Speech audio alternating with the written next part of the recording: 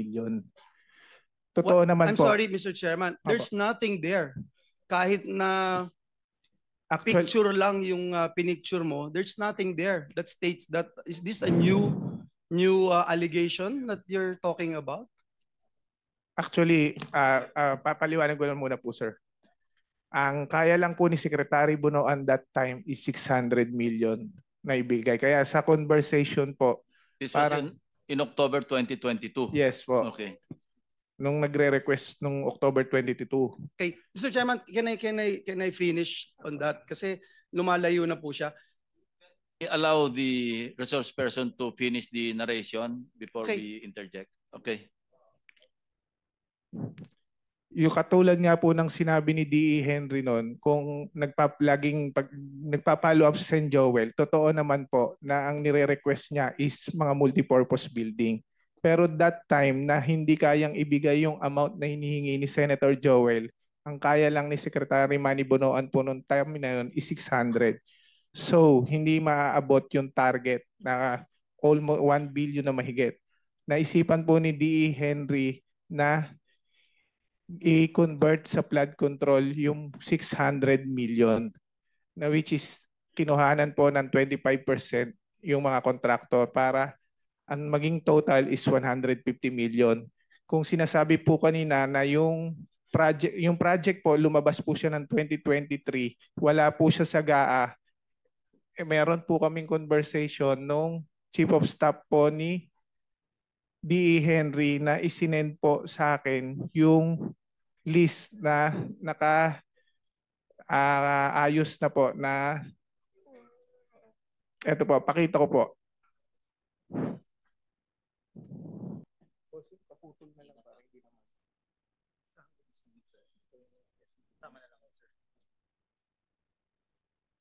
Not germane to my questions kasi, Ma'am. Yung sinasabi mo, merong, excuse me, Senator Joel. Sinasabi mo, meron kang screenshot ng conversation mo with Senator Joel? Pinapicturan po sa akin. Sino ang kausap ni Senator Joel? Si D.E. Henry po. Chairman, hindi po screenshot. Ang screenshot, it has to be your phone. So, well, screenshot or photo taken from a screenshot, pareho lang hindi yun. Po photo, pinapicturan po niya sa akin yung cellphone niya. Yung cellphone? Kasi disappearing message po siya. Okay, sige. Nasaan yun?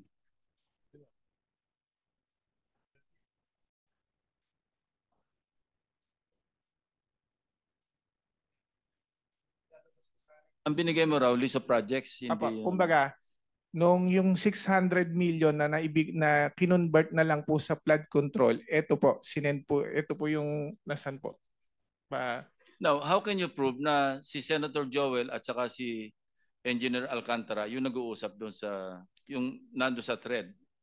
Nung nasa Congress po, tinanong din po siya sa House kung kinukumpirma po niya na nag-uusap sila. Kinonfirm naman po ni DE. Are you confirming?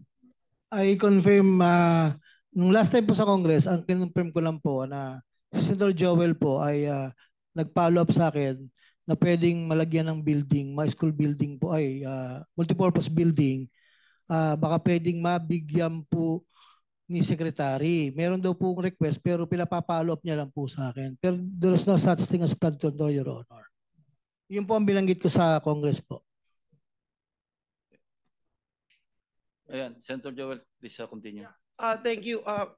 Be thou as it may, Mr. Chairman, JP, 2022-2023, hindi po ako miyembro ng Commission on Appointments. Hindi po ako miyembro. Pwede kong tanungin si Mr. Alcantara. Mr. Alcantara, same question that I asked Secretary Bonoan's Regional Director Tolentino. Was there a time na I asked or I nominated flood control program sa inyo? Wala po, Your Honor. Ever since po.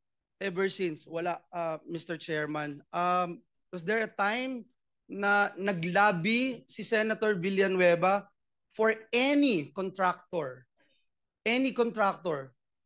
na in-endorse, pinakitaan ng pabor, or nilabi sa iyo, Mr. Alcantara? Wala po, Your Honor. Thank you, Mr. Chairman. Balikan kita, JP, no?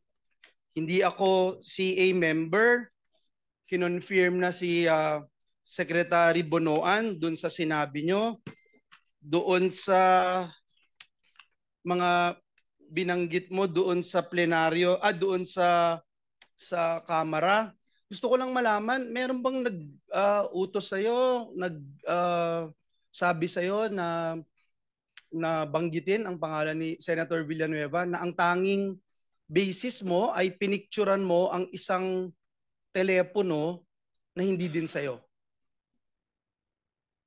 Wala po, sir.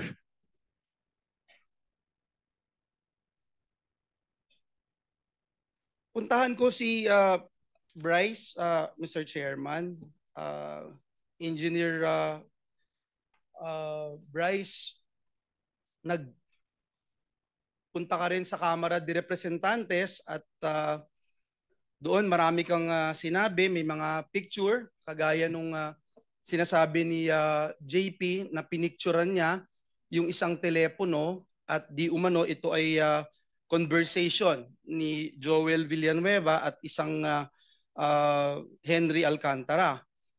At nakakalungkot man na kahit ito'y isang picture lang from a different phone, parang tinanggap na gospel truth doon sa camera, no? May ipapakita rin akong picture sa iyo, Bryce.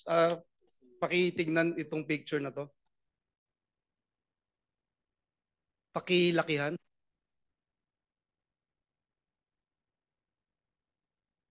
Bryce, naaalala mo ba yung messages na ito? Your Honor, ngayon ko lang po nakita yan.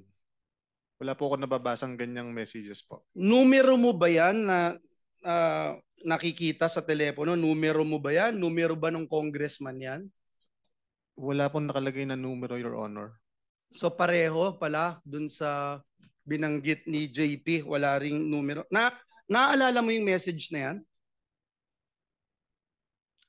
Ako hindi po. Kasi may nakapagsabi sa akin, ikaw daw ito. Paano kung ipagpilitan kung ikaw din yan?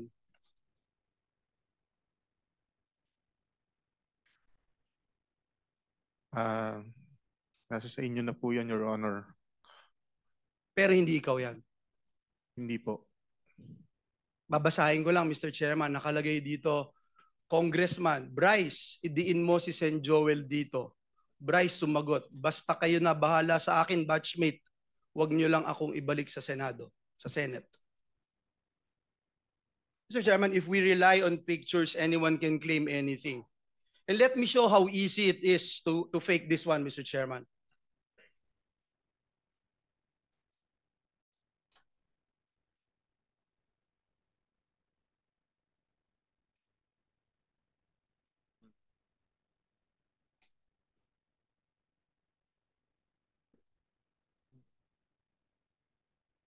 "20 seconds, Mr. Chairman.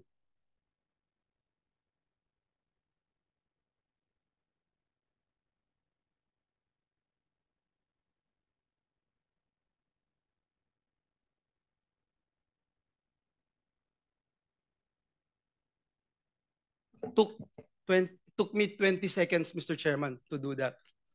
Mr. Chairman, maaaring sabihin yung cellphone na nagpicture at ang metadata ng picture na ito ay para sabihin kinuhanan talaga noong October 2023. Kanina si Mr. JP nagsasabi baka 2022. Pakita din po natin kung paanong mag-alter sa metadata of an image.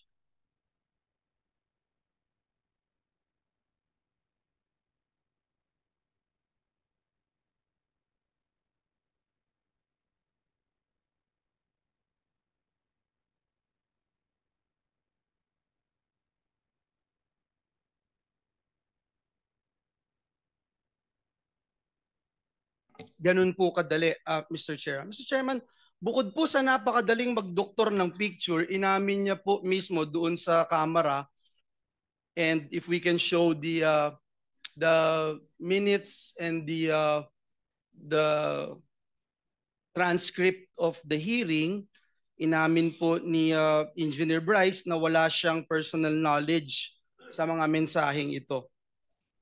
Can you confirm, Engineer Bryce, itong binanggit nyo na Your Honor regarding sa mga text messages po, wala po.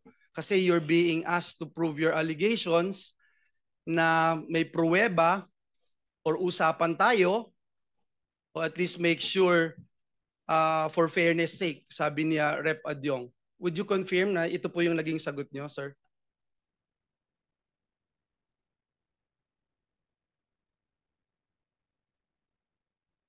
Yes, Your Honor. So ibig sabihin, hearsay, Mr. Chairman, daig pa po nito yung chismis. Nakakalungkot dahil yung chismis trying to destroy me, my name, our family, our loved ones. May mga anak din ako, Engineer Bryce, at higit sa lahat yung simbahan na aking nire-represent na milyong-milyong tao ang nire-respeto yung aking pananampalataya. Mr. Chairman, tandaan din po natin na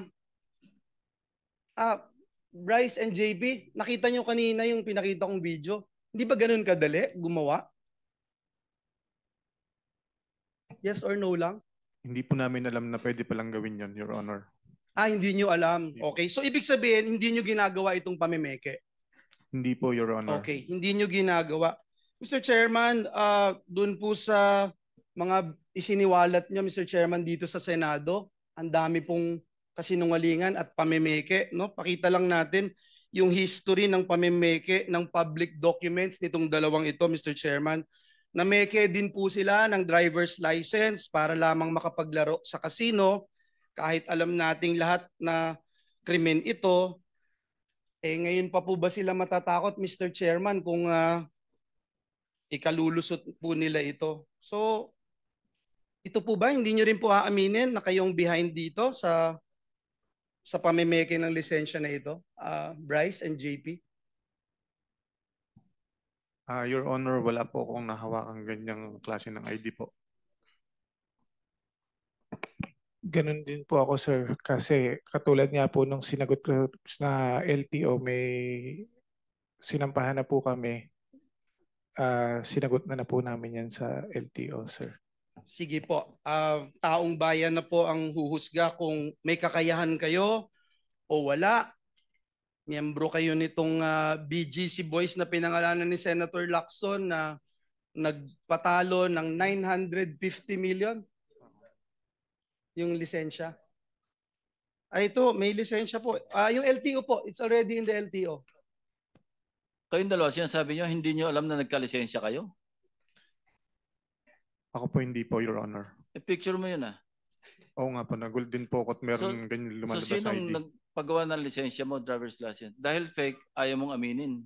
Hindi po. Yan ba yung legislative immunity na hiningi ninyo? Your Honor, hindi po talaga ako nagpagawa ng ganyang ID. O Hindi sino po nagpagawa? Paano nagkaroon ng lisensya sa pangalan mo na fake? Dahil ang LTO sumulat na sa amin. Opo. Sinasabi lang, fake yung lisensya ninyo. So sinong kumuha para sa'yo nang hindi mo alam? Hindi ko po talaga alam, Your Honor. Basta ang alam ko lang po, Bryce. meron po akong sariling valid na lisensya ko po. Bahala ka sa buhay mo. Ha? But if with the indulgence of Senator Villanueva, Yes, Senator Bam. anong ginagamit mo sa casino? Anong ID ginagamit mo sa casino? Wala po akong gamit na ID sa casino. Ano po, membership number po. Yung sinasabi po kasi na pag meron na ng membership number na sasabihin mo po doon, makakapaglaro na po. Yung membership number na sa pangalan mo? Nakapangalan po sa ano, Sa? yun po, yung Marvin De Guzman. Oh, yun na nga. So may Marvin De Guzman ka nga na alias. Yun po yung nandun sa may membership number na ginagamit ko. Well, pero ID, membership ID, at saka license, wala po akong ganun na Marvin De Guzman. So ang Marvin De Guzman na alias, ginagamit mo pang casino. Kasi yan ang ginagamit mo para sa membership ID mo. Tama? Wala po akong membership ID, Your Honor. Yung membership number, Yes, nakapangalan membership kay number. Marvin De Guzman Sa pagkakaalam ko po. na ginagamit mo. Opo, Your So may Honor. alias ka na Marvin De Guzman. Parang ganun po. Pero tinatanggi mo na nagpagawa ka ng driver's license. Yes po, Your Honor. Okay, for the record, Mr. Chairman, meron siyang alias na Marvin De Guzman. Thank you, Mr. Chairman. Thank you. Your Sir- Honor. Your Honor. Teka muna. Ipaki-zoom mo nga yan. Ito, Okada na to eh. Sumulat sa amin. Okada letter dated 5 September 2025 to the Blue Ribbon Committee. No?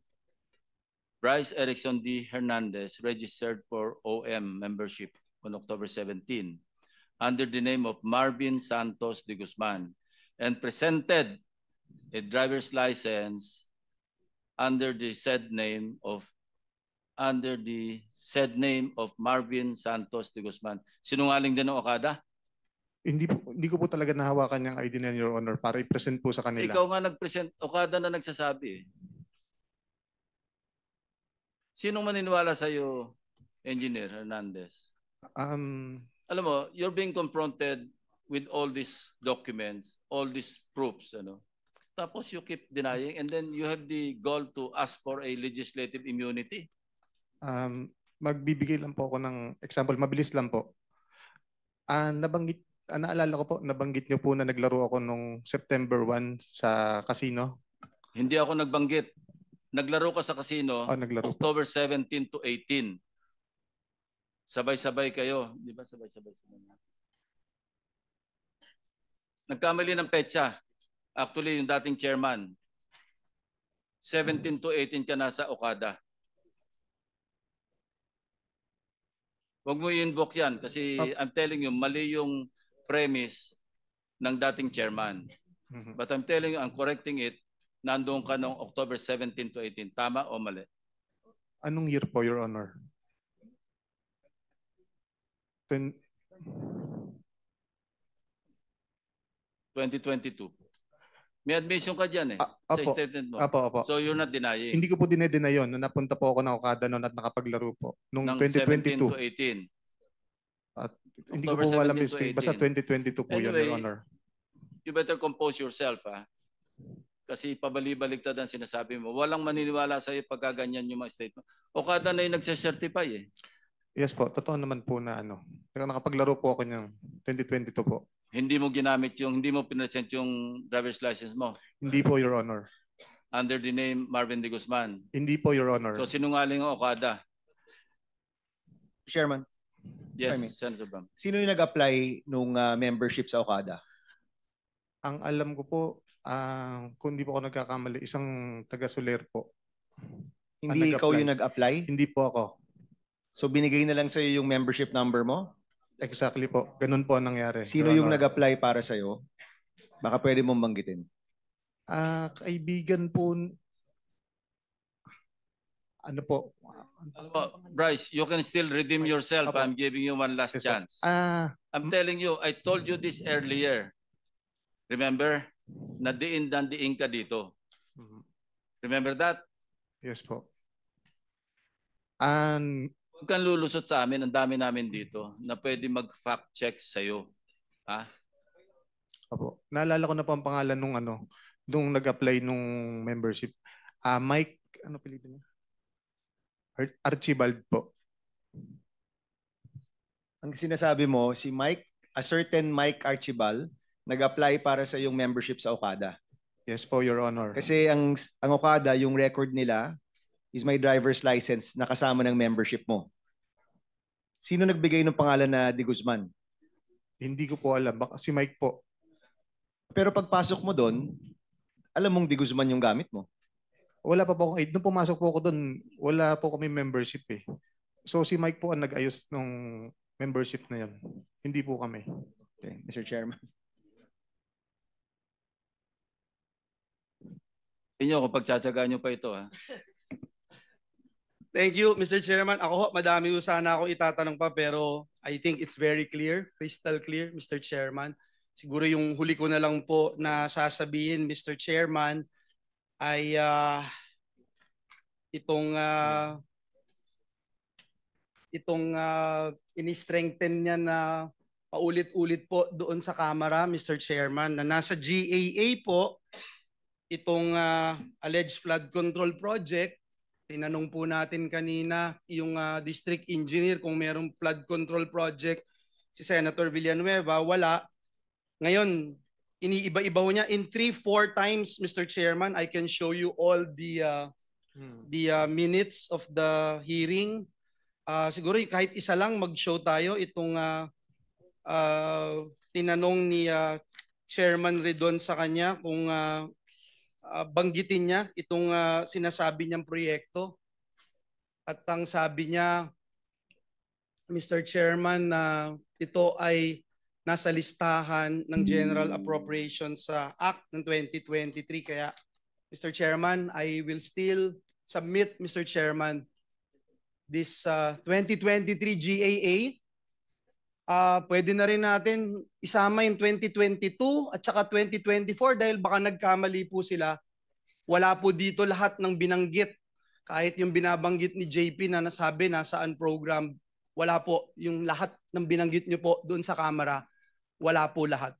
So Mr. Chairman, babanggitin ko lang that a good name is always to be chosen than great riches. At masakit man isipin na dinrag ang malinis na pangalan ng representasyon na ito, lalo na being a member of the Jesus is Lord Church. Gusto ko pong sabihin, there's always time for everything. At salamat sa aking mga kasamahan at this committee for clearing this out. At gaya ng sabi niyo, Mr. Chairman, wag na nating pagtiyagaan ang mga sinungaling. Thank you, Mr. Chairman. Dapat siguro palitan niya yung pangalan niya, Blyce na lang, Blyce. Yeah. Mr. Chairman. With the permission of the other members, you have 10 minutes. Thank you, Mr. Chairman. Mr. Chairman, I'll go straight to the point. I will no longer deliver an opening remarks.